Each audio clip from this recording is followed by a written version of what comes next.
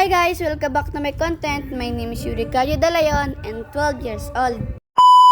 For today's video, inalagaan ko muna dito yung pinsan ko na si Rose. Umalis nga sila tita at bumili sila na isip ko supplies ni Ruby kasi magkapasokan si Lola nga sana mag-aalaga kay Rose kaso nga lang ako na lang kasi may lagnat si Lola. Nag-chat nga sa akin si tita na kunin ko na daw yung mga sinampay kasi umaambon na. Kaya pinasok ko na yung sinampay kasi medyo madilim na yung langit pero hindi halata. Hindi nga umulan kaya ambon lang talaga. Nakita ko nga si Rose sa kama tapos pinapaglaruan yung aking charger. Sinampay ko na nga dito sa harapan para medyo matuyo. Tinutulong-tulungan pa nga ako dito ni Rose. Ang cute-cute talaga. Habang nagabay saber nga ako kung ano-ano naman ang sinasabi dito ni Rose. Kumain na nga kami dito at nagdasal pa. Si Rose nalilito kaya tinuturuan ko siya. Pagkatapos naman namin magdasal ay kumain na rin kami. Naririnig niyo ba si Rose? Si Rose yun ang nagsasalita. Ito na nga dito si Rose kasi tumbling pa. At may kasama pang palakpak. At ininit naman ulit ni Lolo dito yung ulam para makahigop ng mainit si Lola. Pinakain ko na rin pala dito si Lab. I mean yung aso pangalan niya Lab. Ayan po si Lab yung aso nila tita.